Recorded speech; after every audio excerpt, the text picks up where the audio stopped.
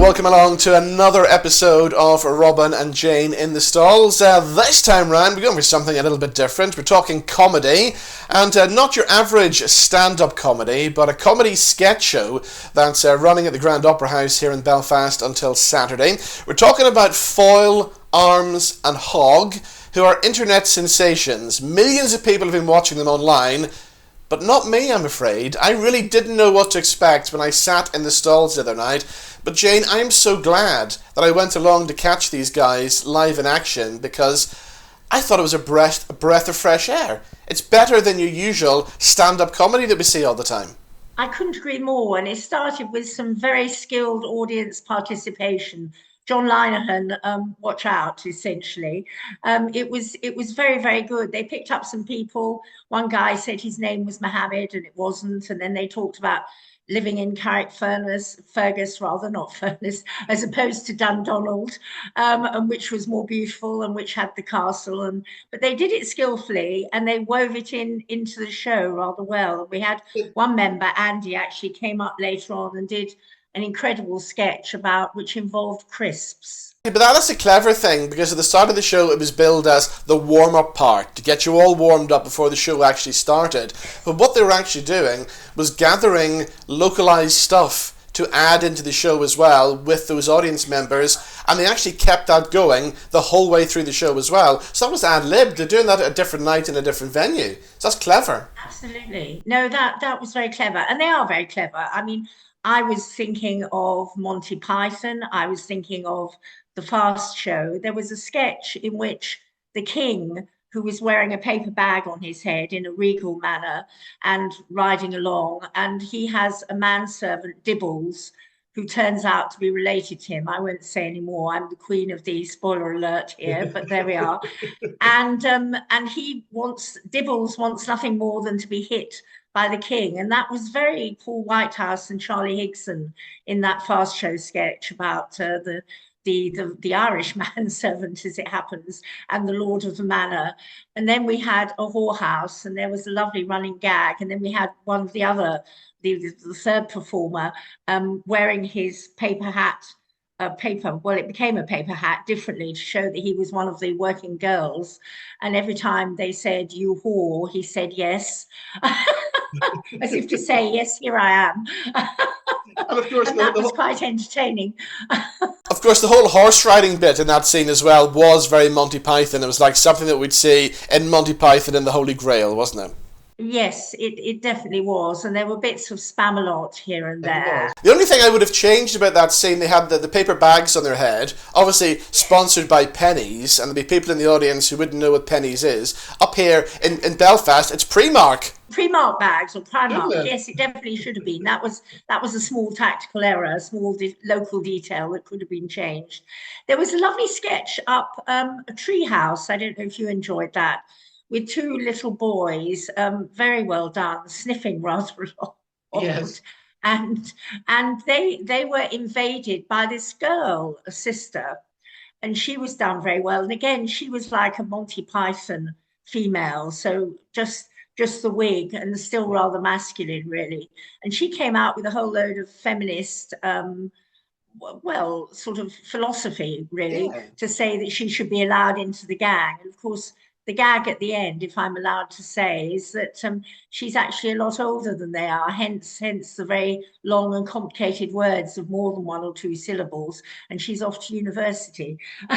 Exactly. No, and that was a good sketch. I enjoyed that one. I enjoyed the funeral scene as well, where the milkman shows up at the funeral. I enjoyed the zoo one, where the animals are replaced by the actors. Oh, that was superb, actually. And the ostrich, who is the best actor, he went into the audience at one point and got a kiss from one of the people they'd singled out at the beginning, Naomi, I think it was.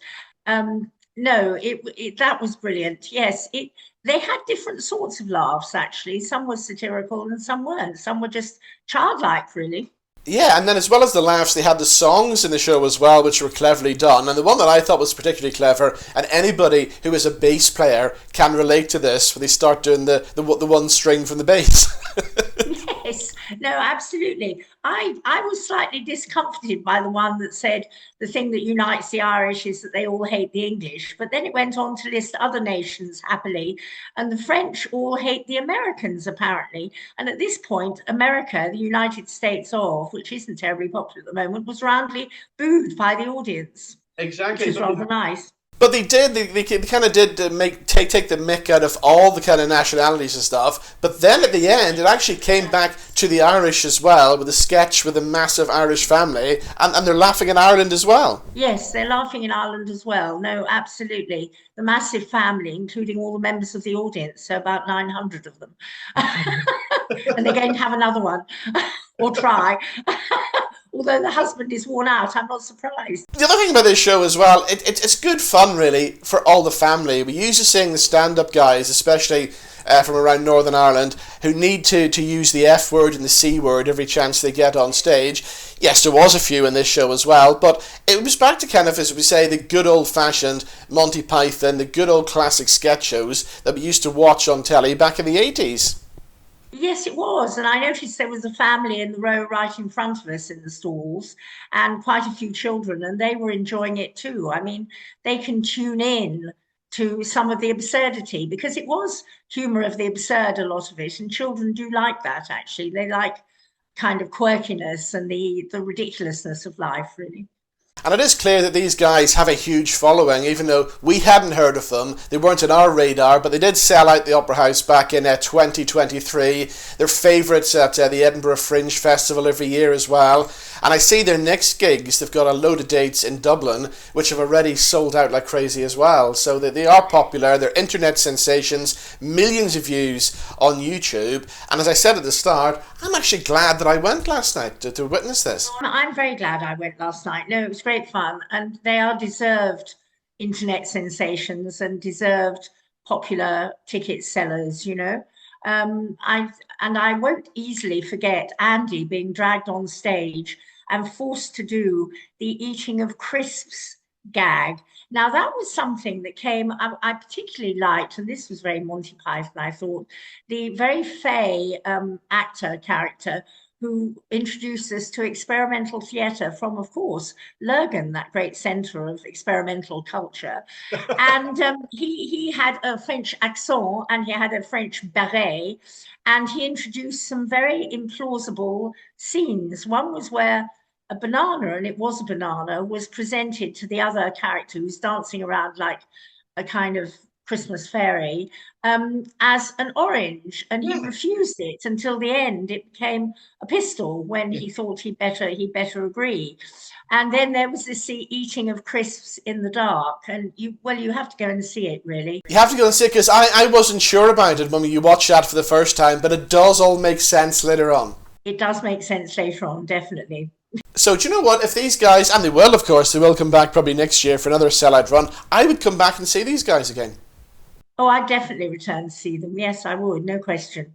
So it's that time now to give our final verdict on Foyle, Arms and Hog. The new show is called Skittish, and as you know by now, we vote with something connected to the show, and as there were lots of laughs in the Grand Opera House this week, we're going to use the little laughing, smiley, crying face things, the little emojis. I'm going to stick those on the screen now. So Jane, we'll start with you. How many laughing faces are you going to give then? Oh, I'll give them 4 laughing faces, no question. Well, because it was my first time seeing them, and as I've said already, I thoroughly enjoyed the show. I think they're worth a good 4 laughing faces as well. So there we go. If you get a chance, catch Foyle, Arms and Hog at the Grand Opera House. It runs through until Saturday. If you don't catch it this time around, look out for them on tour. Check them out on YouTube. There's plenty of clips on there as well.